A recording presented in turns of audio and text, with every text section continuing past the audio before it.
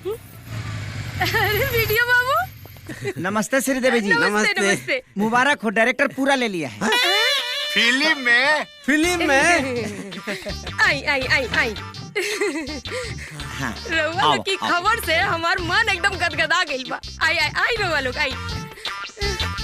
सुनिए ना माता जी, समझ लीजिए ना कि आपको एकदम खाचड़ावा सौतेली माँ का रोल करना है। अरे वीडियो बाबू, खच्चड़वा सौतेली माई का रोल तुम ऐसन करेंगे कि देखे वाले की तो जान ही निकल जाए।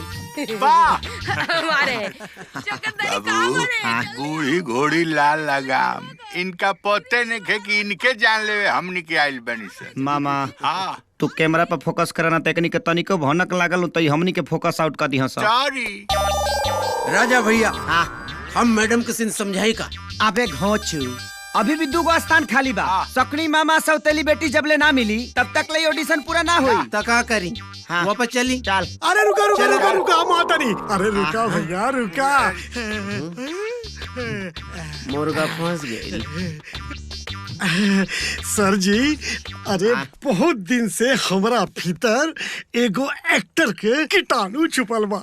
इस शकुनी मामा के रोल हमके दे दी, हम हिला के रख दे, भगवान कसम। वाह वाह वाह वाह, क्या बात है, क्या रिएक्शन है। कि देख के तो लगता कि अंदर एक्टिंग के कीड़ा कूट कूट के भरल बा। देह डोरा पेट बोरा भर जाता। बहनी थैंक यू। शूटिंग स्टार्ट करी। कैसे स्टार्ट करी है गुलगुला महाराज?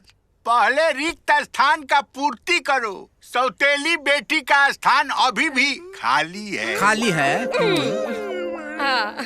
भरना पड़ेगा। जानकी बेटी, जानकी बेटी, आओ आओ बेटा आओ।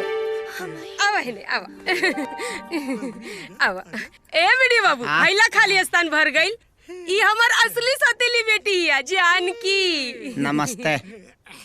अभी एक्टिंग ये करी। अरे वाह भाई वाह, ये तो चमत्कार हुआ। तीनों एक्टर रियल कैरेक्टर वाला मिल गया। वाह, अब सीन सुपर हिट होगा। बम बम भोले। हमारा डायलॉग का बा। अरे ये तो सीन के हाईलाइट पंच बा। डायरेक्टर के सोच मामा।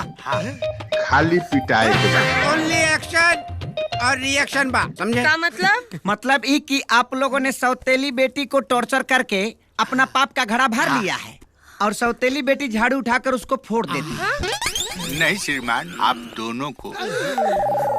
इला अब मरखवा बाबा का नाम लेकर शुरू हो जाए। क्या एक्टिंग वैक्टिंग नहीं के करके हम माई मामा पर हाथ ना उठाए। अरे पगली, काहे ड्रामा करत हुए? वीडियो बाबू जोन समझावत हुवन उ कर। अरे कोनो साचो के थोड़े मारे के बा बेटा। हाँ, खाली एक्टिंग करे के बा। हाँ। लेकिन अरे हमार माई ई फिल्मवा हाथ से निकल जाई ते समझ ले का होई। जोन कहत तरन चुपचाप कर ले, समझ ली? वीडियो बाबू, हाँ। चलिए शूटिंग शुरू करी। चला ता बाबू झाड़ू धरा दे। धरा। हाँ धरा। मरखवा बाबा का नाम ला, शुरू हो जा। मामा तनी है न से। बोला मरखवा बाबा की। एक्शन। काट काट काट काट काट काट काट। तनिको फील नहीं खे, कौनो रिएक्शन नहीं खे। ए बाबू, फील से करा, फील से। तू एक्टिंग करा तारू की बेमतलब के गधा के पोछ में तेल लगाओ तार। ऐसे थोड़ी होला। देखो इसको ऐसे पकड़ना। अगर बढ़िया और करना है तो इसको ऐसे पकड़ लो। अच्छा ठीक है, तो ऐसे पकड़ के और देखो ऐसे मारा जाता है।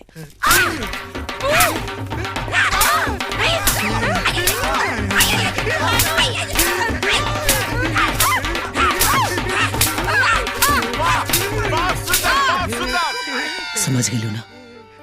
जैसन करने वैसन भरने, हिसाब बराबर होके की चाहिए। ऐसे ही मारना है। हाँ हाँ, क्या रिएक्शन है? शुरू। चला रोलिंग। हाँ।